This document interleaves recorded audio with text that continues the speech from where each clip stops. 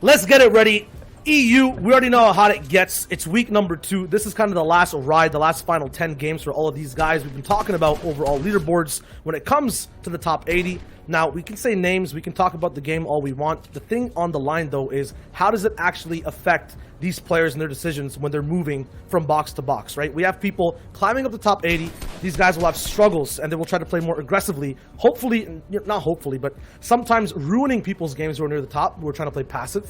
At the same time, the people up top are just trying to hold, keep their lead over. We talked about Noah before. We haven't seen him just yet, but when we do, we'll tune in with the Lord of the region up top, just trying to hold on to that lead. And we're also going to see some adjustments out of day 2. Possible that Dynamic is doing one of those right now. You already saw some beams coming out of Pleasant Park, and he does push in after a couple tags onto Dexy. This is one of the spots we saw all around the world, NA East, EU, Middle East, where third parties and big fights start to break down. Matix is going to get right into it as well and be the one on high ground. That being said, anything can happen depending on how fast this fight gets, and seems like the player he's fighting is slightly asleep at the wheel, not covering walls all around him, but if that is the case, this fight should be over quickly. And I think he is making him a little bit drowsy because this is putting him in the spin cycle. Matix on the diving. And a lots of loot earned for Matix in that one fight. We've watched this location be the center of a lot of the quick early game fights. And I think it's because the routes clash so hard on these rotations from the players. In solos, tend to go for kind of little outskirts houses, 1 or 2, 3 or 4 chests. And then they have to try to go to other places, and in that case, goes quickly. Wolfie's in this game. We're going to watch another fight here right outside of Craggy Cliffs, and it's going to go all the way right on the side of this mountain. Yura trying to find a way out. He does almost get a tack shot in, but then he gets put in the spin cycle himself, finds a way out of it. And where does it go from here? These fights are just sticky. No matter what happens, these players are just box to box when the cone's right in front of your face. It just feels claustrophobic. Right now, Yura is just trying to get past this, trying to just find a little bit of room to breathe and doesn't actually need it. Takes out a Vesta. He gets wrapped up, and now there's still more to do at Craggy. The game's still not pushed on the full way into the mid game, and already we see big bases being built all around the map. Filled out all the way to the brim, and people have the mats to fight. When they actually get invested and they end up spending 200, 300 materials, you get into moments like this where it's just, you know, everything on the walls, you have to be invested. Pepe goes down, and it's Maestro. But regardless, we're talking about people committing to fights, not even a few mats invested. They're going straight for these early game points. These early game elims, I don't expect this fight to last too long, even though, yes, we are at the Shark. And Fremont is somebody who is very at risk. He was nowhere in that top 80 after day 1. And so today he's got to really overtake this. It is going to be a really nice start onto the player in front of him. He gets Mini, and also with that he gets Sky's loadouts. The card is still there, I believe, unless that's just the grappler. Fremont already at 29 points so far, probably in his 3rd or 4th game. If he wants to be there in the grand finals, he needs to have at least 100 or 130 points to make it through, based on probably the projection of around 180 points required overall.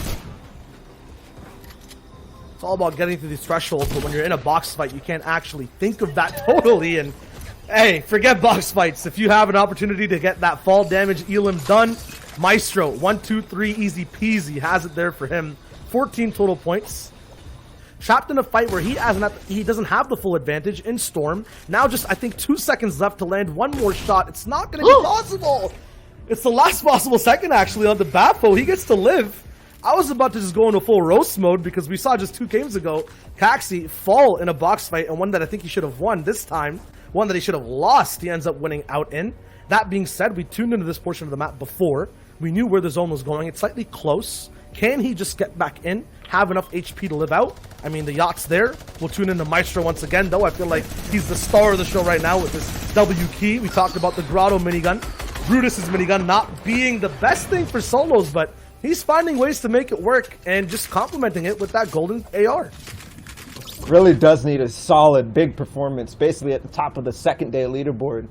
And so far, so good with the W key playstyle. It looks like he might be able to clean up. Yes, there's a heavy snipe in the minigun right on top of the cone. Yes, instantly low HP for the other player, and that's Varrox. Another solid player on the cusp of not eliminating, and he eats him right up. He's just cooking. He's getting things to that right temperature to just munch on every single person in this competition right now. This is like 4 back-to-back fights that we've seen this man just roll through, and I would say record time.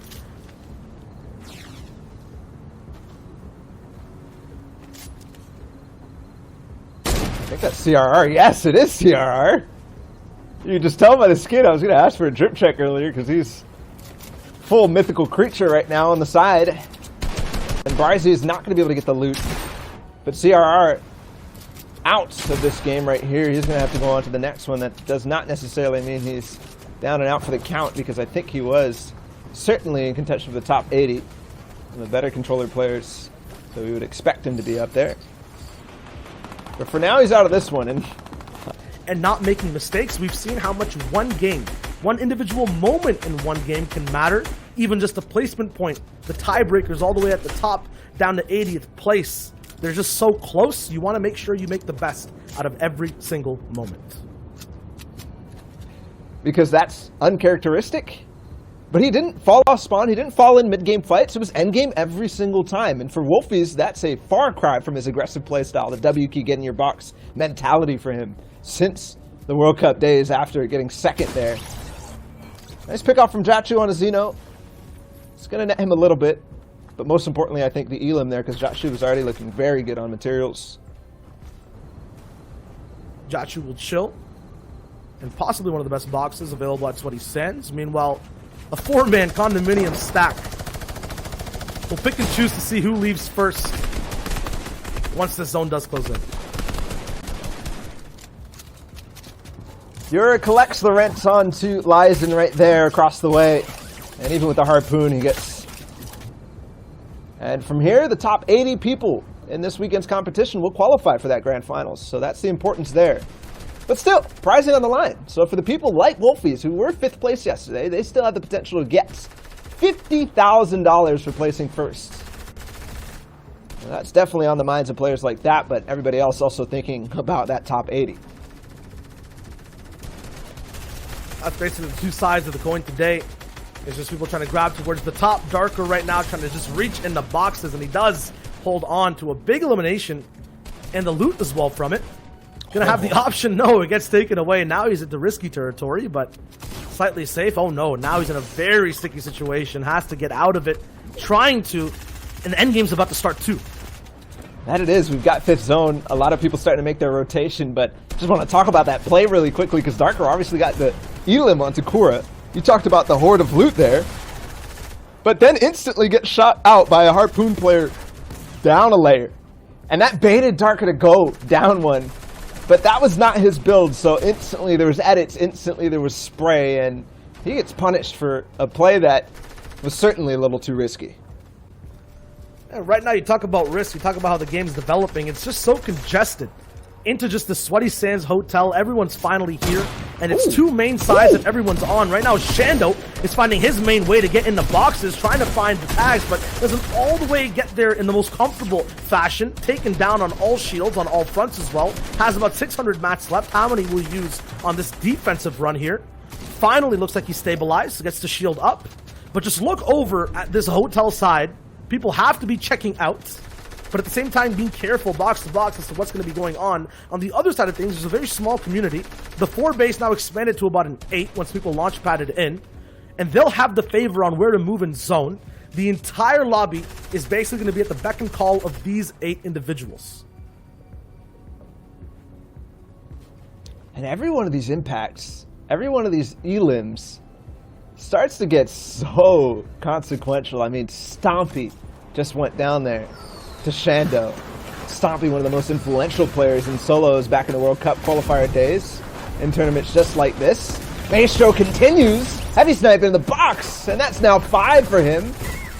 With a creative little play, landing directly into it, using the momentum to get right in the box, and also the surprise element of players. The awareness so difficult to track players flying by your layer out of the launch pad. Well played from Maestro. And he was playing the long game this entire time with the heavy sniper looking for box-to-box action. Now he's flipped the switch. Launchpad in play, taking that heavy sniper down for floppers. He's looking to play in the storm, looking to get big action into this game. We see all these layers developing time and time again. He's still sticking back though, waiting to push people forward first, then get in from the pressure he creates. Right now looks like he has a free line of sight to where the zone's coming in from. Picks up Ryza, who gets taken out, and then after that moves back into his box, catches up to his position. He does have the advantage on the next zone, has a lot of materials. This could be a huge 10+ elimination game for Maestro as long as he stays safe. There's another one instantly picked up. A response on the Shando, who we saw earlier, the minigun, to just compliment right after that. He's still going in. 7 total eliminations, looking for the 8th. I'm wondering if he's getting a little too far ahead of himself. He is going to duck down into Storm and also duck down to a massive ultimate low ground position. Launch padding ahead too. Should find himself somewhere, but he's right next to Castery now. The other strong players trying to push their way up. He was over at 18th yesterday. Maestro, though, not in the qualification range. He tries to follow up, but no. It gets actually stolen. Mongrel was in this for a second as Janice takes him down. Maestro's at 7 right now, and he's still looking for more. Decipto somewhere in this game as well. One of the strong players from week 1, possibly a potential win for him, but this minigun is doing so much damage. That's another one there.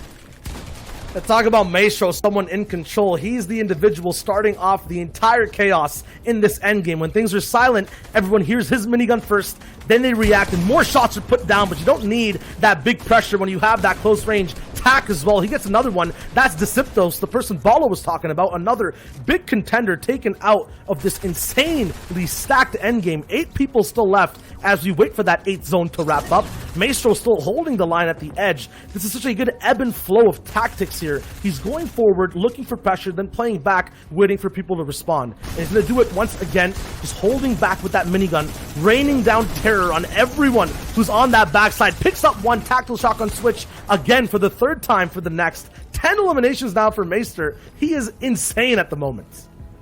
And he even finds the time to pop the shield potion. Right back up to close to 200. Yachu still in this Dako as well. Wondering who the 3rd player, the 4th player would be. Maestro, though, looking. And he's actually hunting for this victory royale. He's got 64 materials based on all the impacts, but he holds one out and then gets stuck. 2 players right next to him. It's Fremont, the last remaining player. And I don't even think that anybody realizes they have ultimate height right now. I think they're all in a jumble of old builds. Yeah, this is going to be a very confusing thing to kind of break down, a labyrinth of sorts vertically in terms of the builds that are available all the way still near Sweaty Sands. Fremont, though, in the final 1v1 will be on height and have the grappler, so he knows that there's no one that can really contest him with a surprise item. He has full control of the situation, looking to end it now, though.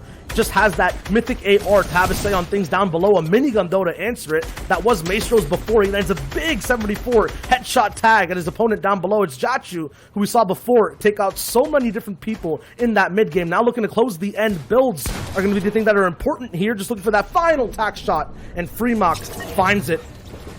5 total eliminations. Just a few builds left, but it doesn't matter. He has that win, and he's looking very strong here on day 2.